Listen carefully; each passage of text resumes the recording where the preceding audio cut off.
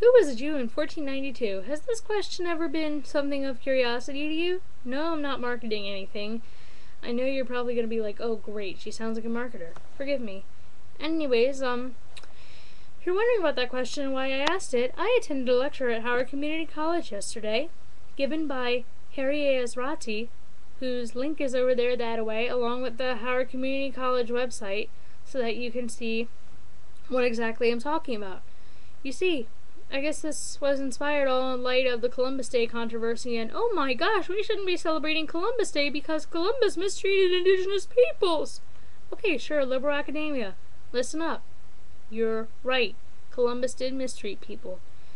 However, he was still an honorable man for kind of opening up a pathway to a lot of other immigrants to come over to... We're opening up a pathway for a lot of other immigrants to come to America, etc., etc. Well, what we didn't account for, and what liberal academia didn't account for, is how the Inquisition played into this. Right. Columbus also mistreated Jews. Jews, you ask? How did Columbus mistreat Jews? Well, it started well before Columbus' time. In the words of Sophia from the Golden Girls, picture this. 1391. Barcelona, Spain, or somewhere like it. You're in a public street, and all of a sudden, a Catholic pastor comes up to you and says, "Hey, you! Yeah, you, the Jew, come here. Come here. We need to talk. You say you're a Jew, right?" "Yes." "So you're not a Christian?"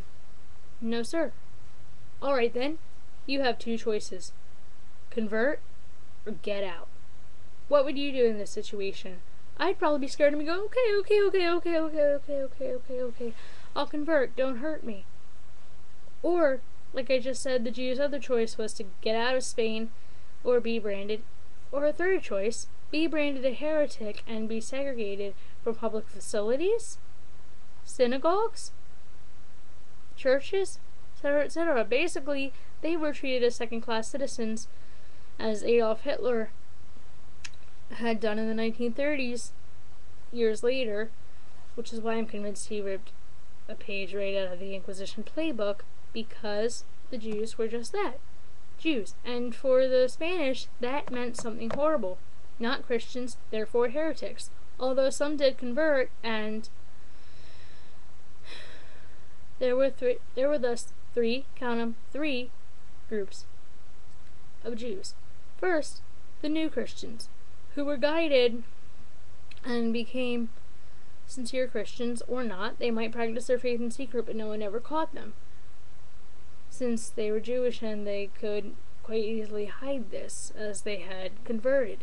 Second, the good Christians, whose families were probably going to be established by the second generation. With the new Christians, it might take a little longer for their families to become Christian families, so forth, but they were fine. That just leaves a third group, crypto-Jews. These people were Jews that converted to the faith, supposedly, but didn't really practice Judaism. In fact, my apologies, in fact, they were more apt to hide their faith than not, and if they were caught practicing the Jewish faith, oh boy, are we in trouble. That's what would happen to them anyway. Their basic problem was, okay, so they're Jews, what do we do about them? Their choices? Convert, be segregated, get expelled. What do? Some of them converted. Some of them had to suffer finding whole families lost at the hands of the Inquisitors, etc., etc. Such was the case with Prince Ferdinand of Aragon and Princess Isabella of Castile before they united Spain. At least that's what they wanted to do. Marry, unite Spain, all is well. Right? Wrong. Well, they still had a lot to do with the Inquisition, they still had a lot to do with the Inquisition as they wanted to look at it, and they went to the Pope after marrying in the 1460s and 1470s to say, "Hey, Father, we have a proposition for you. You see, now that we've unified Spain by our marriage, Sorry, I'm just checking to see how much time I have left. Okay, about 5 minutes. They went to the Pope and basically told him, Father, we have a proposition for you. We've married to unite Spain, and we want all of Spain to be Christian, so how can we ensure that Spain is Christian? Well, the Pope issued a bull that they could do whatever the heck they wanted to Jews. Major problem. Because some were forced to convert, expelled, or killed. Those are their three choices. Along with the segregation, no use of public facilities, couldn't go to synagogue, and worse, those who were found to be practicing the Jewish faith would have their family members exposed as well, and often their family members would be killed, which is why I mentioned that they would lose whole families. What they didn't account for, however, was that Fernand would eventually suffer the same fate as it was in the Edict of 1492, or at least thereabouts. Again, I've posted a link, so go ahead and take a look. Back to my point. My apologies, I lost my train of thought. Anyways, the edict basically stated that no Jew or descendant of Jews who had Jewish ancestry through 4 generations could go to the colonies. Basically, if someone was a Jew, they couldn't go to the colonies, period, and if someone who wasn't Jewish had at least 4 generations worth, meaning up to great-great-grandparents worth of Jewish ancestry, they couldn't go to the colonies. Such was the case with Fernand.